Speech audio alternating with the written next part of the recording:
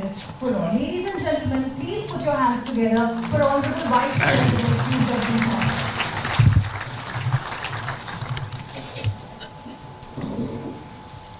First, it was very soothing. I could release 3 books with soothing, uncovering it. Otherwise, it is very painful. The book sought to be released is so heavily controlled. You have to do everything under the sun to get to the book. Congratulations to the chairman for making it soothing. Distinguished Chairman of National Human Rights Commission, Justice Arun Mishra. In his emotive address, he has traversed the accomplishments and the challenges we face. Distinguished members of the Commission, distinguished audience, my greetings to all present here as we are in togetherness stakeholders in promotion of human rights. Greetings to all on this momentous occasion, the 75th Human Rights Day, marking the 75th anniversary of Universal Declaration of Human Rights. A coincidence, it just follows our Amrit Kal, and our Amrit Kal has become our Gaurav Kal, primarily due to blossoming of human rights and values. Friends, we had the occasion to get a message from the Secretary General of United Nations. It would have been appropriate and worthwhile to take note of the massive revolutionary affirmative changes that are taking place in Bharat, home to 1/6 of humanity, on promotion of human rights.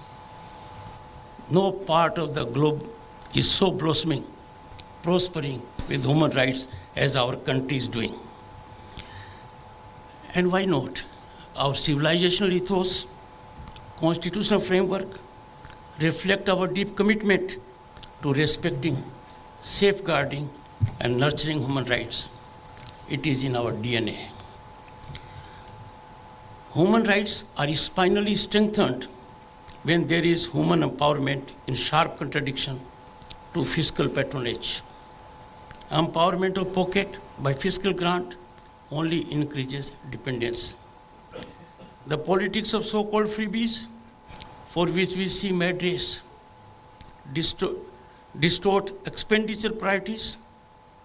Freebies, as per economic giants, undercut the basic framework of macroeconomic stability.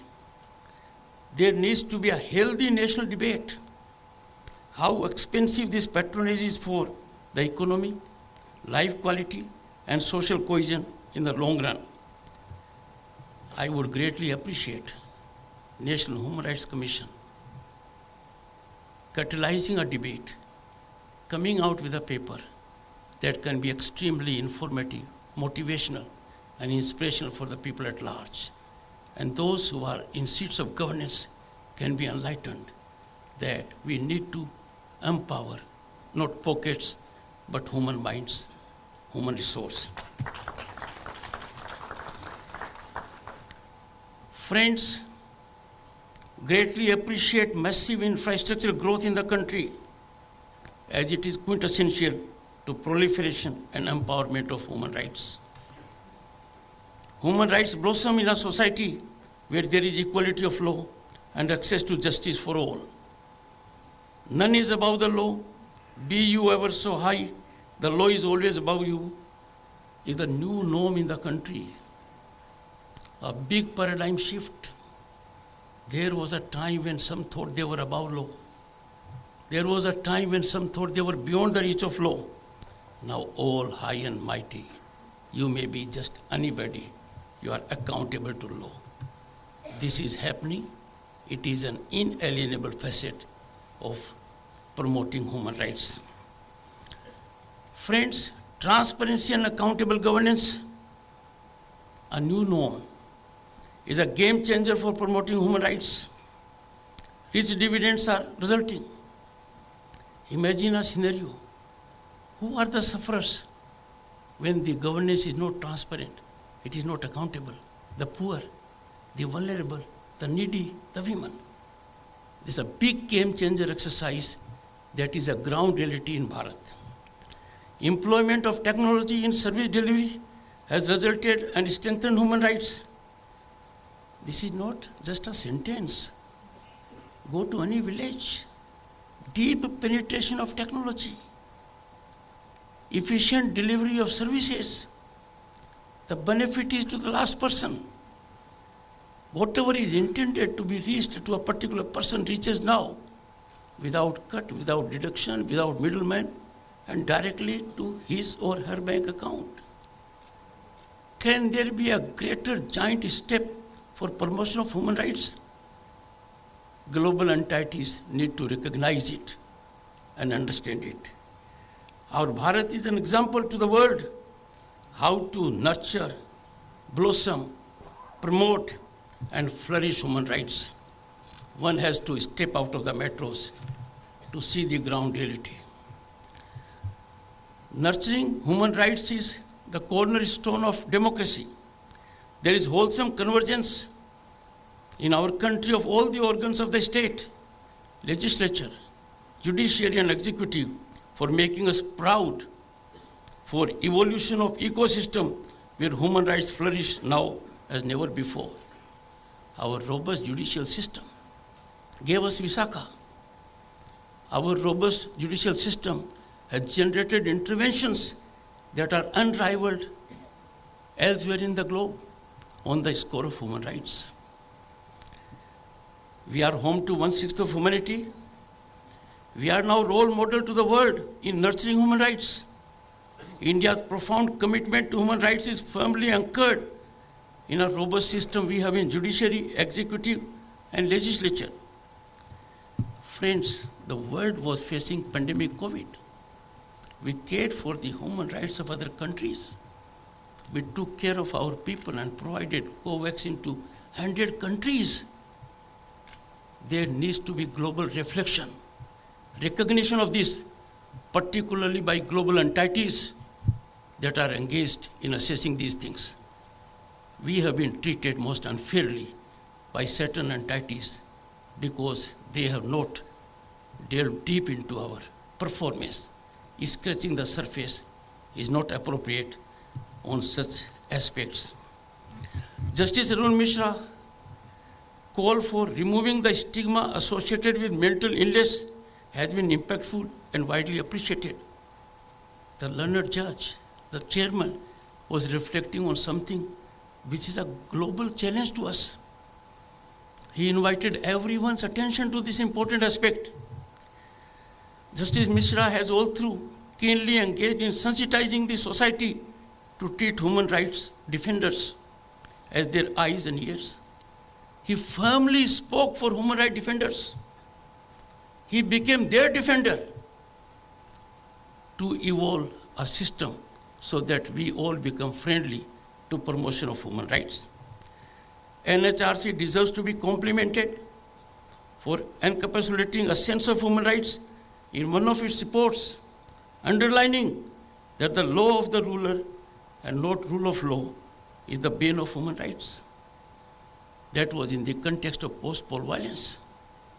A very comprehensive report, and that has brought about reformation. Visitation of consequences for exercise of franchise is worrisome, but that is being contained systematically in the country. We have to note the positive change that has taken place after the report. Awareness has been generated. All have been sensitized. Indisputably, human rights optimally fructify when equality is established and inequities are addressed. On this score, by series of initiatives and policies, our performance is exemplary. The Honorable Chairman in his address has reflected on this. Look at what has happened to the people at the ground level, the people at end of the row, the benefits that have been accrued to them. Action-oriented execution of affirmative policies to alleviate poverty and uplift poor has been rewarding from human rights perspective as well. This has accounted for India's phenomenal rise, making it fifth largest global economy, on way to becoming the third largest global economy by end of the decade. Friends, the greatest danger to human rights emanates from corruption. Corruption frontally threatens human rights. It undermines the rule of law, creates an environment where exploitation and discrimination can thrive, hitting the vulnerable and the weakest and the hardest. Corruption and human rights cannot coexist. The bane of corruption in India for long is now contained. There is now in place a governance mechanism that provides no room for nepotism, favoritism, and promotion. Corruption has been neutralized in power corridors. This is a very big change in governance. I would appreciate global entities to take note of it. India's governance model is free from corruption, free from favoritism, free from nepotism, free from promotion. It is dictated wholly by transparency, accountability, and merit. As a result of firm execution by the government, millions have been lifted from the shackles of poverty, paving the way for a future brimming with economic opportunities, access to quality health care. I wouldn't dilate much. In a country of 1.4 billion, our health care is so strong, everyone is reaping the advantage of it. And as a consequence of the governmental policies, the health infrastructure has phenomenally, geometrically grown. Sound education system. After 3 decades, we had a new education policy that provides for growth of human rights also. The government has taken several steps to ensure that our growth is inclusive. What can be more inclusive growth than having banking inclusion, which is explosion? What can be more inclusive growth that everyone is beneficiary of infrastructural development? What can be more inclusive growth that everyone is getting advantage? The women are getting advantage by gas availability to them, water availability at the door, toilets in every house, and enormous opportunities for them to use their talent. They employ themselves, they employ others also. The government has implemented very successfully policies that we need to be proud of. It is because of execution of those policies that India's rise in the world is being recognized. India has emerged as a global leader. India is agenda setter now. Those who used to advise us seek advice from us. We have become the voice of African Union by getting them inclusion in G20. We have become voice of Global South, for the first time bringing them on the center stage. I am amazed sometimes that these historical developments of epochal consequence are missed out by people in global entities who need to be focusing on that. This is not a day for making a ritual statement. This is not a day to make replicated statements. This is a day to open your eyes, see where 1/6 of humanity is going, how it is influencing the world at large, how it is talking of peace, harmony, and growth. It pains me sometimes when those who need to be doing so become critics, chronic critics. Something has to be done in this respect. Friends, I say it with pain.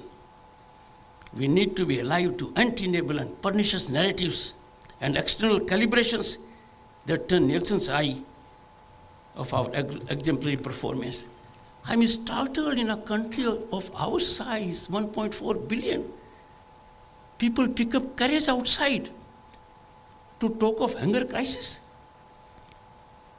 Don't they realize that from April 1, 2020, more than 800 million people are being given free food that will continue as per declaration of Prime Minister for next 5 years. That is the strength of this country. And some people have the audacity to get away from ground reality, distance themselves from facts, and talk of anger index of this country. They need to revisit their approach, which is irrational, and if I may say, prejudicial to those who are engaged in shaping course of humanity. Friends, the quest to eradicate poverty and promote human rights in India, we have adopted a model which is very successful. And the kind of digital penetration we have had, that has been commended by world leaders, that countries need to emulate us. Our digital penetration is unrivaled in the world. Our digital transactions in 2022 were 4 times that of USA, UK, France, and Germany. And look at the digital penetration affecting human rights. Per capita data consumption of internet is more than that of USA and UK, USA and China taken together. Friends, I do not want to sound overcritical, but I am responding to the call of my conscience. When I see distinguished people present here, I can't reflect that none is present here. Each one of you present here is a nerve center, epicenter. You bring on the table huge exposure, huge experience. If I don't share my thoughts with you, I will not be doing service to the duty or service to the post which I hold. Government policies have generated hope, optimism, and confidence in 1.4 billion people. Look around the world and look at the index of hope, optimism, and confidence. Our country will be rated very high. But those who calibrate it in air-conditioned chambers, closed chambers, cannot see it. They need to take note of it. Employment of technology to realize human rights. Ours is a country that has done massively. We are in the front rank. Our service delivery system has become transparent. Our public distribution system is so effective.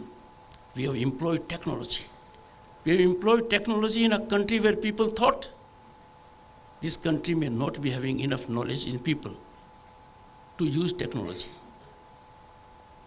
Honorable audience, our DNA is very strong on adaptation of technology. Our human genius is unrivaled in the world. It is making impact in every nook and corner of the globe, in every institution. What are we seeking from them, the outside world? We are not telling them congratulate us because we had African Union included. We are not telling them congratulate us because we have become voice of Global South. We are just telling them, open your eyes. Don't be prejudicially subjective. Don't cling to your predetermined thoughts. See the revolution that is taking place in 1/6 of humanity. And look at how India's rise is there, on sea, on road, in sky, in space. That is our achievement. India stands for common good of the common man most successfully, effectively, and that is the ground reality today. These initiatives are provided. I recall the days when I was a student, access to credit was impossible. Now access to credit is easy. You just have to have an idea in your mind. If there is an ecosystem in this country that anyone can exploit one's talent and resources, potential to realize ambitions and dreams, that is reflection of human rights index. And that is the scene we have in this country today. Just look at the startups, look at the unicorns, and they reveal the statistics, how ordinary people have made it big.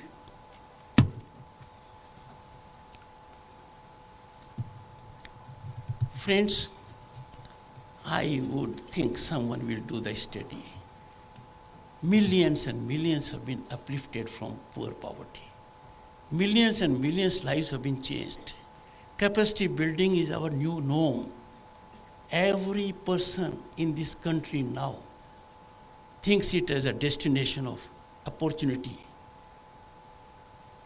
IMF is not wrong. India is the fastest growing economy.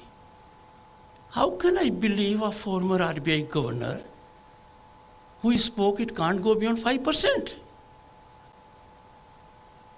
What data he had?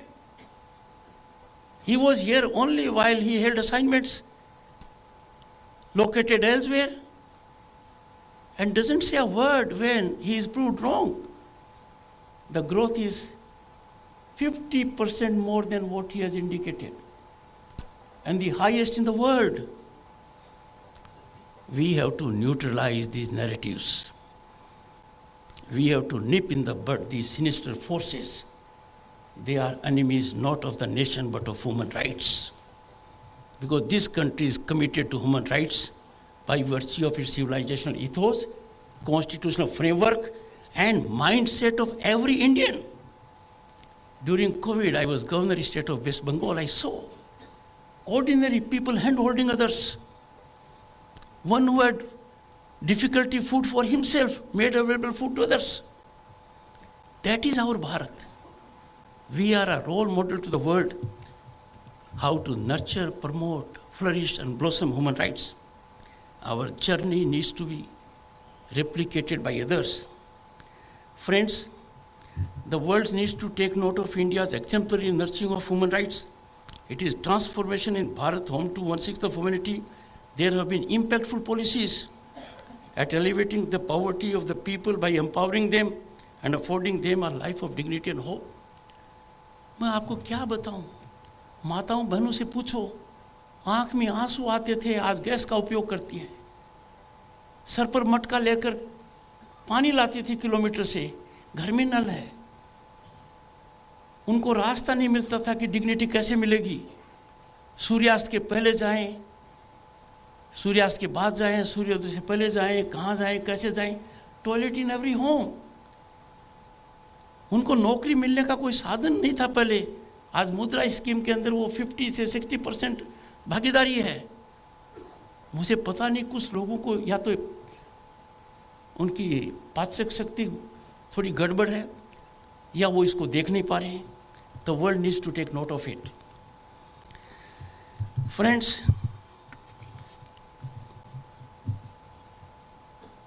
बात की जाती है नारी शक्ति की। क्यों दुनिया की शक्तियां सलाम नहीं करती कि भारत ने 21 सितंबर को वो कर दिखाया? और किस देश में कर दिखाया जिसकी आबादी 1.4 बिलियन है? 1/3 horizontal and vertical reservation for women in Lok Sabha and state legislatures. Why does the world does not open eyes to see that this reservation has a societal equitable component also? There will be specified reservation to the extent of 1/3 for scheduled caste and scheduled tribe women. These are big changes that have taken place. Friends, I wouldn't like to go more because I don't want to sound as a critic. Reflect, think deeply. I have only underscored fraction of our achievements. Fraction of our achievements. For last 4 years and more, I am witness to this development. I come from a family of a farmer. Does the world not know what is the meaning of human rights? When a tribal woman in this country becomes president of India, is it not reflection of human rights? When son of a farmer is vice president, when an OBC man is the prime minister, I am not a stakeholder in politics, but I will certainly have a sense of joy that my prime minister, our prime minister, is the most popular person in the world. That is adjust. When president of an important country says, Prime Minister Modi is finally very strong. I don't take it as appreciation. I take it as a reflection of ground reality because I see it every day. Every political party in our country contributes to our growth. Every political party is committed to growth of India. I don't see growth of India from political prism or contribution of political parties. But if some individuals have made impact which the globe has recognized, I just want to share it. Baki, everyone present here, ये हवन है, human rights का उत्थान, human rights के बारे में चिंतन करना, मंथन करना, सोच करना, इस हवन में सबकी आहुति जाएगी, सबको आहुति देनी चाहिए. Everyone has to contribute. It is everyone's concern. I am grateful to Chairman Justice Arun Mishra for affording this opportunity to me to share my thoughts with the people who know more than I do and are more concerned than I am about human rights and welfare of this nation. Thank you so much.